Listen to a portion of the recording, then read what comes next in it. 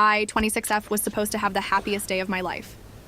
I was marrying the love of my life, Jason, 28M, in a beautiful ceremony I had spent a year planning. The venue was perfect, the flowers were stunning, and everything was going smoothly, until my little sister, Emily, 22F, decided to ruin it all. Emily has always been the golden child. She's beautiful, charming, and has a way of making people adore her instantly.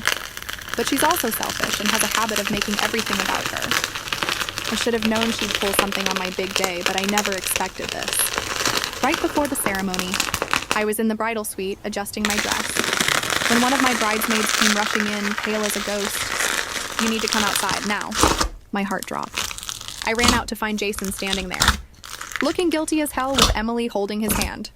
She had the audacity to smirk at me as she said, "I think Jason and I are meant to be together. We're in love."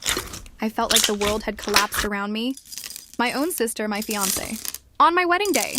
Jason tried to justify it, mumbling something about how he and Emily had been talking for a while, how they had a connection, how he couldn't go through with the wedding when he was in love with someone else. I was too stunned to speak. The guests were whispering. My mother was crying, and my father looked like he wanted to strangle them both. Instead of causing a scene, I did the only thing I could. I walked away. I went back to the bridal suite, grabbed a bottle of champagne, and sat with my bridesmaids while we watched the disaster unfold.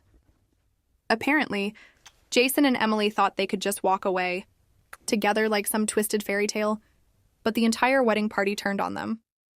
Needless to say, I cut both of them out of my life. Emily and Jason tried to reach out weeks later, but I blocked them both.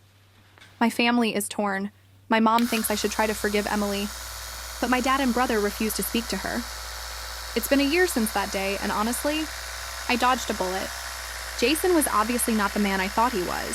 And Emily, well, let's just say karma has been doing its job.